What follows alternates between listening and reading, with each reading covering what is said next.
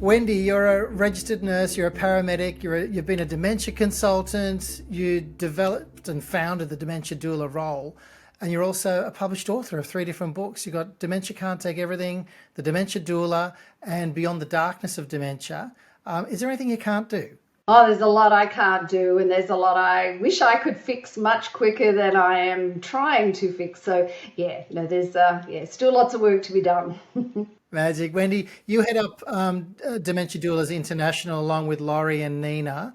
I'd love you to tell us a little bit about how that came to be. Yeah, so as you just mentioned, I do have a clinical background from many, many years ago, and then I kind of was passing through the world of dementia about 18 years ago, which most of us think we're just passing through, and all of a sudden you kind of just think, no, this is where I need to be. So I was working with people who were newly diagnosed with dementia as opposed to the latter stages, which is what I was used to doing in my clinical role. And over the years, I grew more and more frustrated that there wasn't enough service provision, or there was a lot of kind of theory out there, but we weren't really helping families and the person with dementia and staff to really connect the dots between the theory and then the lived experience for people. And then I guess about 10 years ago, I started to get really frustrated, as a lot of people within the sector do, and found myself saying things like, why doesn't someone do something about it, fix what's broken? And what was really, I think, saddening me most was that there was no one really sitting in the end of life space for someone with dementia. So people with dementia just were automatically spending their final days, hours within either an aged care setting or within a hospital setting, often with no one around. Well-meaning staff, amazing staff that don't have time to really connect and give the person the care that they need at a palliative level, and also no one guiding families through the role that they could and want to often play at that really special time. There's more we should be doing, and so I kind of, from an education and training perspective, thought I can't give staff more work to do. They're already overstretched. They want to do more, but they just can't. They don't have that time. So I thought, how hard can it be just to create a whole new role? So I did a lot of searching for over the next few years and came across the end of life doula model. And I explored that and really immersed myself in that context to see if that was the perfect fit. And it was close, but it wasn't quite close enough. But it provided a really good foundation for using that foundation to then build upon and really create a dementia context because of the variables that there are with any other health condition. And what is the response been from, I guess, the care sector to you being in the market? Because when I say dementia doula to someone, or even when I say death doula, people are like, what is that? And they'll relate it back to obviously a birthing doula and sort of take those logical steps forward from there. But yeah, how have you found the response been? Well, initially, so 5-6 years ago, people would say that. They would say, oh, what are you talking about? What's that? Which I really liked. I wanted it to be a word that most people were unfamiliar with, because then they wanted an explanation. So I could then give an explanation. Whereas I didn't want to use a term that people would go, oh, is that someone who, fill in the blank? I wanted it to be something that was new, and that it was something that was a more innovative approach to a gap that we really needed to fill. So what I thought I was going to need to do for the next few years was spend my time trying to convince people of the need. But as soon as I explained what we were all about, there was no need. I had family carers in tears saying, wow, this is what we really need, but also tears from former family members who were saying, I really wish you could have been around when I went through this with my partner or parents. So, and for care staff as well, they are hungry for information, for guidance, for support, because as we know, care staff are very rarely, if at all, trained in palliative care measures and how to really support someone.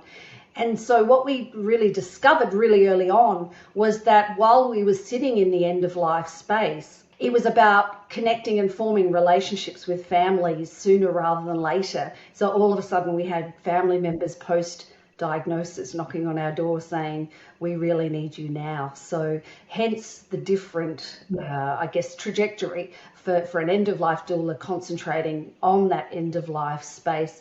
We really fit from time of diagnosis through to time of bereavement for families. I imagine there's a lot of people that are going to be watching or listening to this from all around the world that are listening to what you're saying and wanting to somehow reach out and connect.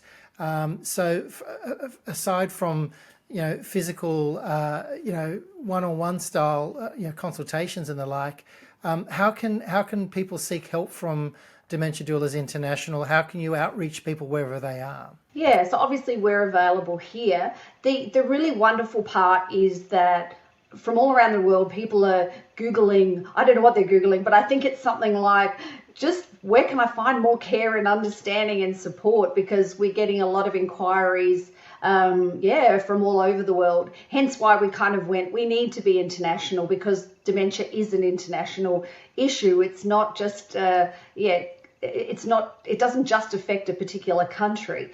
We have we have quite a few students in the US actually. So there's a lot of interest for the dementia doula role in the US. So we're really excited to be building up our community there.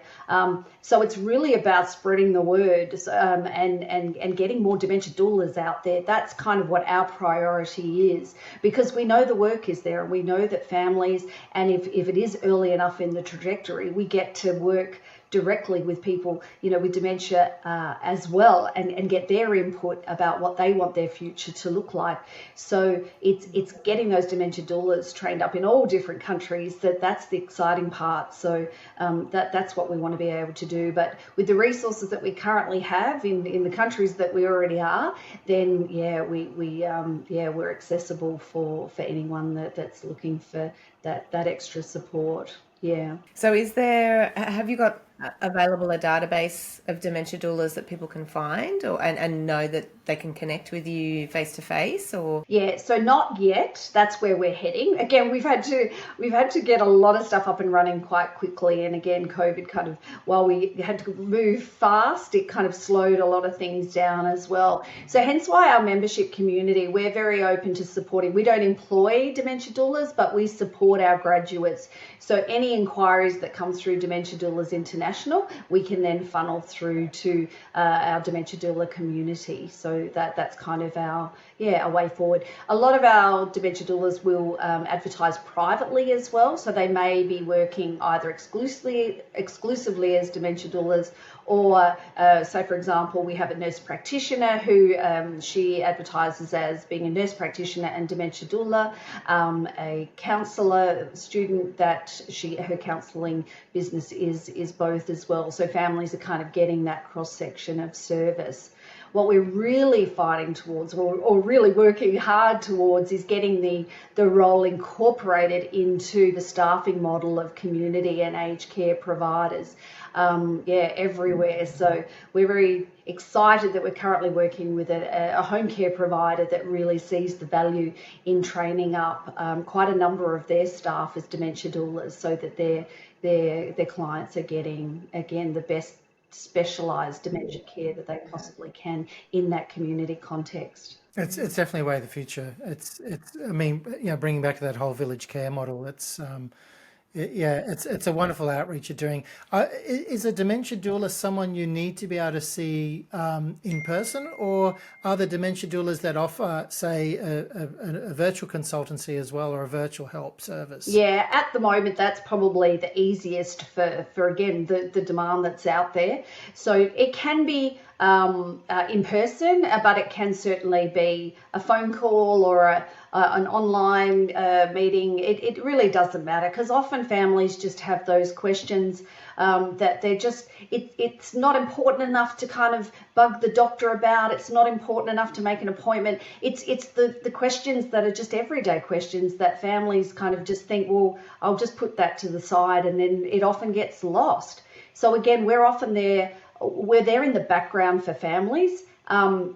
Through, again, that whole trajectory, but often we're more needed at certain touch points. So, you know, people when they're going into care, during care, and in that end of life stage as well, and then for supporting families during that time of bereavement. So that can kind of be done in a variety of ways. And the beauty of our model is that we want to be flexible and adaptable, which is what that dementia journey is like. Nobody's dementia journey is the same, is it? So you can't, there's no stages, there's no roadmap, is there? So that's amazing. You can kind of meet carers and loved ones whenever they need it, and be that safety net, you know.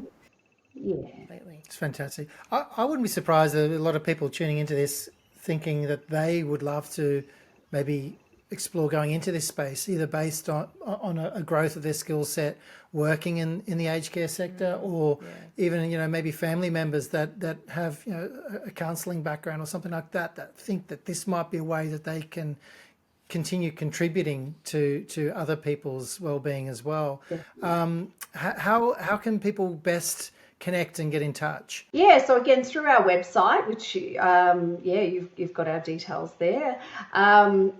That's probably the best way. Just start the conversation. Just reach out and ask the question. As you said, Jason, we've had a lot of staff that just say, you know, I don't want to necessarily become a dementia doula, but I want to upskill. I feel that this is the compassionate care side of of dementia care that I just feel that I need to know more. I need to be able to help influence this space more. And also family members. It's amazing how many family members have connected and said, I want to play a more active role. I want to be able to support staff. I want to be able to be more of an advocate for my family member now they're in care. So we've actually had family members do the training to be able to better support their family member. Interestingly, quite often they will start the training and then just saying, I just want to support my family member better. And then by the end saying, I think I want to become a dementia doula at some stage. So I think the fact that they're reaching out in the first place shows what type of person they already are, and thinking, yeah, I can do more. I should be able to do more. So we're just so thrilled to be able to offer a course that, again, is a non-clinical approach, but very much focuses on compassionate care, but at a leadership level. So that we do become the voice for the person with dementia, and not just themselves as families, but also other families. So yeah, again, it's an area that as families are often or traditionally been siloed, as in you kind of the most contact you have with other families is when you kind of pass them in the corridor and say, how's your mum? Yeah, great. How's your dad? And that's kind of the extent of it. So we know support groups have been out there, but to truly bring families together so that they can support each other, in a more tangible way and feel empowered in whatever setting they find themselves it's really exciting to take families on that journey as well. Thank you so much for giving us your wisdom and your time. We'll put your details in the post, obviously, so people can connect with you. But regardless of where you are in the world, if you want to upskill yourself, I guess the quickest way to do that would be to connect with one of your 3 books, or all 3. I've read 2 of them. I'm looking forward to reading the last one. So we've got Dementia Can't Take Everything, the Dementia Doula book, and then, of course, your latest one, which is Beyond the Darkness of Dementia. Thank you so much, Wendy, and more power to you. We want to see dementia doulas rapidly multiplying all through the world and supporting families wherever they're needed. So yeah, thank you for bringing this into reality. And thank you so much for the wonderful work that you're both doing. Yeah, we need to just share the dialogue and keep the conversation happening. So thank you to you both as well.